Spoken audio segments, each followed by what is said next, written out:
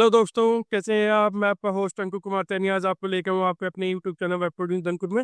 जैसा कि आप देख सकते हैं कि आज मैं एक नई प्लेलिस्ट की स्टार्ट कर रहा हूँ जिसका नाम है एक्सप्रेस जेएस।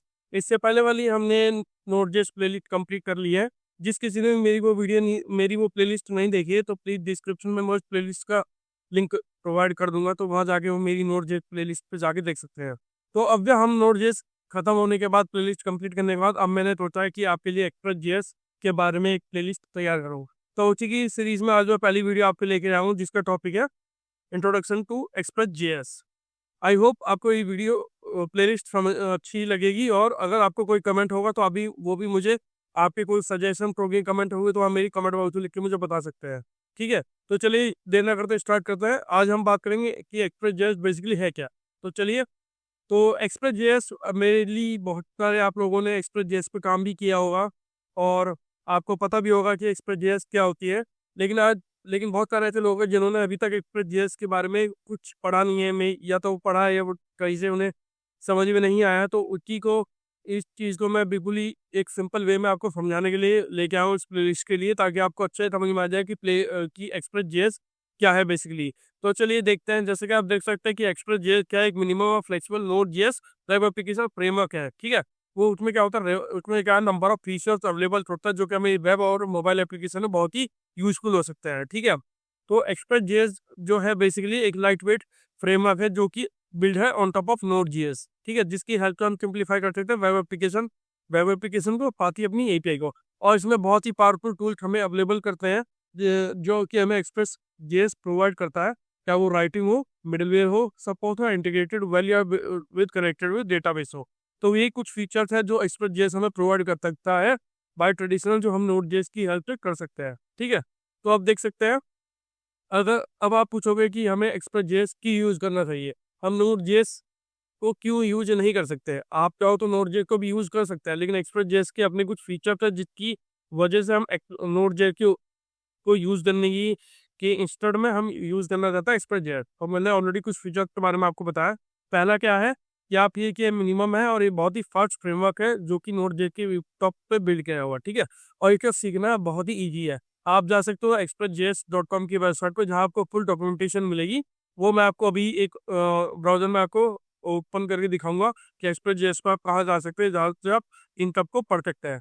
आपको इसके अंदर मिडलवेयर सपोर्ट मिलेगा। जिस मिडलवेयर सपोर्ट वो होता है कि जिसमें कि हम रिक्वायर, अगर किसी को नहीं पता कि मिडलवेयर क्या होता है तो मिडलवेयर, मैं आप जल्दी से एक छोटा सा आपको एक एग्जांपल बता देता हूँ कि मिडलवेयर आप ऐसे समझ सकते हैं कि एक गार्ड है जो हमारे गेट के सामने खड़ा हुआ है।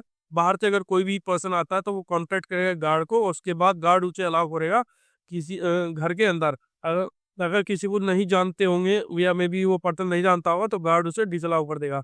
तो वही ठीक जैसे गार्ड हमारे घर के सामने हमारे घर को गार्ड करता है, ठीक वैसे ही मिडलवेयर क्या था, वेब एप्लीकेशन को गार्ड करता है अनऑथराइजेशन एक्सेस के लिए। साथ ही इसमें कुछ और फीचर्स हमें मिलते हैं, जैसे कि हम ऑथेंटिकेशन कर सकते हैं, लॉग इन कर सकते हैं। अगर हमें कोई लॉगर यूज करना हो या हम अपनी जो रिक्वेस्ट है उसे लॉग करना चाह रहे हो तो वो भी हमें मिडलवेयर सपोर्ट देता है। ठीक है, उसके बाद ऑलरेडी आपको पता है कि ये एक लार्ज कम्युनिटी सपोर्ट है। इसमें बहुत सारी कंपनियां एक्सप्रेस जेएस को यूज कर सकती है। और इसमें एक और चीज़ है कि हम इसे डेटाबेस के साथ भी इजीली यूज कर सकते हैं, चाहे वो नो एसक्यूएल डेटाबेस हो, चाहे वो माइस्क्यूएल डेटाबेस हो, या मोंगोडीबी हो जो कि एक नो एसक्यूएल डेटाबेस है।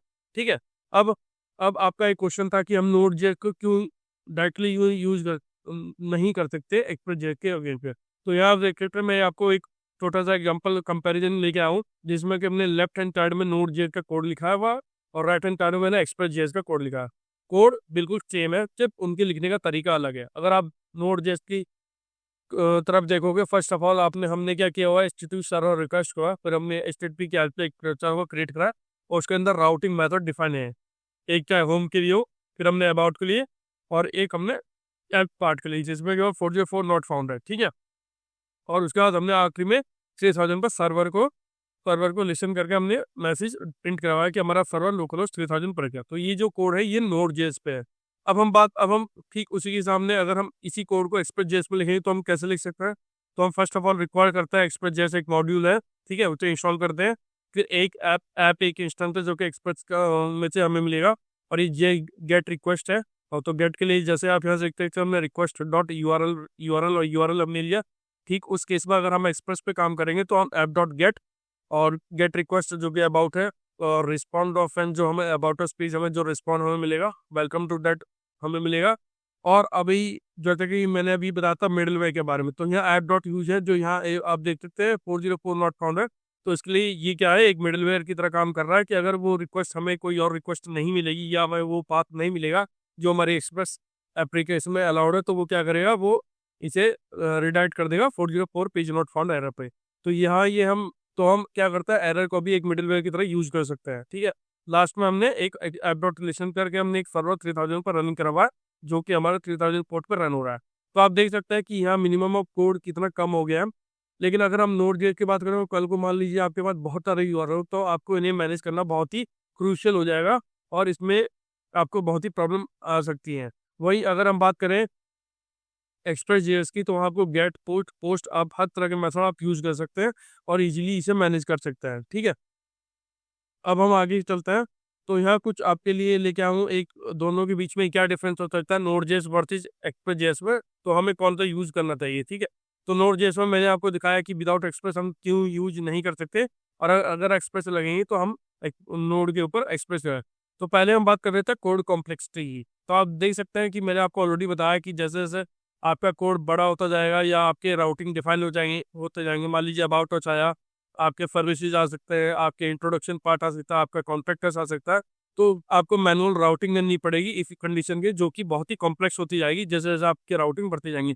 वही अगर हम बात कर रहे हैं एक्सप्रेस जेएस की, जहां हम नोड के ऊपर एक्सप्रेस यूज कर रहे हैं, तो वहाँ सिंप्लीफाइड क्लीन और रीडेबल कोड हमें इजीली देखने को मिलेगा, क्योंकि हमारी हर चीज़ का एक गेट और पोस्ट रिक्वेस्ट और जो भी हम राउटिंग कर सकते हैं इजीली। ठीक है, अगर हम राउटिंग सिस्टम की बात करें तो सिंपल नोड जेएस में कोई भी बिल्ट इन राउटिंग नहीं होती, वो हमें राउटिंग अपने मैनुअल कोडिंग करना पड़ता है राउटिंग करने के लिए। वहीं अगर हम बात करें एक्सप्रेस जेएस की, तो हमें वहाँ बिल्ट इन राउटिंग मेथड मिलता है, जो कि ऐप डॉट गेट और ऐप डॉट पोस्ट होता है। App dot gate basically use होता है गेट रिक्वेस्ट के लिए, और app dot post basically use होता है पोस्ट रिक्वेस्ट के लिए, अगर आपको पोस्ट रिक्वेस्ट करनी है। वही आपको अगर हम थर्ड पॉइंट के बारे में बात करें तो वह है मिडलवेयर सपोर्ट। तो सिंपल नोड जेएस में हमें कोई मिडलवेयर सपोर्ट नहीं मिलेगा। वहीं अगर हम एक्सप्रेस की बात करें तो ऑलरेडी मैंने आपको बताया कि हमें बहुत सारे मिडलवेयर सपोर्ट मिल सकते हैं, चाहे आप लॉगिन कर सकते हो, लॉगर यूज कर सकते हो, ऑथेंटिकेशन यूज कर सकते हो, आप तो एरर हैंडलिंग भी मिडलवेयर के हेल्प से कर सकते हो। तो ये सब हमें फंक्शनलिटी हमें एक्सप्रेस जेएस में इजीली अवेलेबल होगी। ठीक है, बात करते हैं रिस्पॉन्स हैंडलिंग। तो आपको अगर हम सिंपली नोड जेएस पे काम कर रहे हैं विदाउट एक्सप्रेस, तो हमें वहाँ जो हेडर्स हैं वो रिस्पॉन्स टाइप है वो हमें मैनुअली सेट करने पड़ेंगे। लेकिन अगर हम वही सिंपल एक्सप्रेस जेएस की बात करें तो हम इजीली रिस्पॉन्स डॉट प्रिंट और रिस्पॉन्स डॉट जेसन के हेल्प से ये काम कर सकते हैं। अगर दोनों के परफॉर्मेंस की बात कर लीजिए तो node JS well in good, आपको पता है नोड जेएस फास्ट है, लेकिन एक्चुअली क्या है उसमें मैनुअल वर्क ज़्यादा है। ठीक है, तो आपको वो फास्ट जरूर है, लेकिन उसमें आपको मैनुअल वर्क ज़्यादा करना पड़ेगा। वही अगर हम बात कर लेते हैं एक्सप्रेस जेएस की, तो आपको फास्ट है, ऑप्टिमाइज भी है, और बिल्ट इन फीचर बहुत सारे हैं जो कि आपको हेल्प करते हैं, आपको फास्ट और परफॉर्मेंस इशू परफॉर्मेंस आपको बहुत ही अच्छा मिलेगा, वहाँ कोई परफॉर्मेंस इशू आपको नहीं मिलेगा। ठीक है, स्केलेबिलिटी की बात कर रहे हैं तो हमें सिंपली नोड जेएस को विदाउट एक्सप्रेस यूज करना है, अगर उसे स्केल करना बहुत ही हार्ड हो जाएगा। ठीक, क्योंकि हर चीज़ हम मैनुअल रिक्वेस्ट हैंडलिंग अपने मैनुअल कोड से कर रहे हैं। वहीं अगर हम बात कर लेते हैं एक्स्ट्रा जेएस की, तो वह इजी टू कोड है और हम इजीली उसे स्केल कर सकते हैं मॉड्यूलर स्ट्रक्चर के अंदर। ठीक है, अगर हम यूज केस की बात करें तो node JS simply basically use होता है बेसिक सर्वर में या लो लेवल कंट्रोल में, और अगर हम एक्सप्रेस जेएस की बात करें तो हम वहाँ वेब एप्लीकेशन के लिए और साथ ही रेस्ट एपीआई के लिए हम इसे यूज कर सकते हैं। तो आई होप आपको पता चल गया होगा कि एक्सप्रेस जेएस और नोड जेएस में विदाउट एक्सप्रेस हम क्या डिफरेंस है और बेसिकली नो एक्सप्रेस जेएस क्या है। तो चलिए एक सिंपल था आपको एक्सप्रेस जेएस की साइट पे ले चलता हूँ, वहाँ आपको दिखाता हूँ कि एक्सप्रेस जेएस बेसिकली आपके डॉक्यूमेंटेशन में आपको अगर एक्सप्रेस जेएस के बारे में और जाना तो आप वहाँ विजिट कर सकते हैं। तो चलिए चलता है ब्राउजर की तरफ। आप यहाँ expressjs.com प्रिंट एंटर करेंगे और प्रेस करेंगे एंटर, तो आप जेएस देख सकते हैं। तो यहाँ इजीली आपको एक एक्सप्रेस जेएस का, ये हमारी एक्सप्रेस जेएस की वेबसाइट है। ठीक है, यहाँ आपको बहुत ही एक मिनिमलिस्टिक, यहाँ आपको इंस्टॉल कैसे करना है ये सब बताया हुआ है, npm इंस्टॉल एक्सप्रेस जेएस। ठीक है, यहाँ एक्सप्रेस को कैसे यूज करना है अपनी एप्लीकेशन में वो बताया हुआ है। मैं इस वीडियो में आज एक्सप्रेस इंस्टॉल नहीं करूँगा, मैं नेक्स्ट वीडियो में ये आपको एक्सप्रेस इंस्टॉल करके दिखाऊंगा, साथ ही हम उसको और आगे भी काम करेंगे। अगर आपको इसके बारे में और जानना है तो आप यहाँ इसके डॉक्यूमेंटेशन expressjs.com पे आ सकते हैं, और अगर आप देख सकते हैं कि अगर आप गेटिंग स्टार्टेड पे जाएंगे तो यहाँ हर चीज़ के बारे में आपको कैसे इंस्टॉल करना है और कैसे कैसे आपको ये सब यूज़ करना है, ये सब आपको बताया हुआ है, ठीक है। तो आप देख सकते हैं बेसिक राउटिंग के बारे में बताया हुआ है। गेट रिक्वेस्ट ऐप आपके क्या है, क्या इंस्टेंस हो सकता है, तो आप इजीली हर चीज़ को इजीली अवेलेबल है। और गाइड में अगर आपको मिडलवेयर, जैसे कि मैंने आपको बताया था, मिडलवेयर अगर आपको यूज करना है या लिखना है तो मिडलवेयर बेसिकली क्या होता है, तो वो देखिए ये सब मिडलवेयर यूज है, आपको बताया हुआ कि मिडलवेयर कैसे यूज कर सकता है, ठीक है। तो आपको एग्जांपल भी मिडलवेयर के आपको देखने को मिलेंगे, कैसे हम वैलिडेट कर सकते हैं, कैसे लॉगर फंक्शन यूज कर सकते, जैसे कि आप देख सकते हैं मिडलवेयर फंक्शन माई लॉगर है, उसी को हम कैसे यूज कर सकते हैं अपने, ये देखिए ऐप डॉट यूज में माई लॉगर यूज हमेशा मिडलवेयर जो यूज होगा ऐप डॉट यूज करके होगा। आगे हम इसे करेंगे डिटेल्ड में, वीडियो में बनाएंगे, और ताकि आपको अच्छे से समझ में आ जाए कि हम मिडलवेयर कैसे यूज़ कर सकते हैं।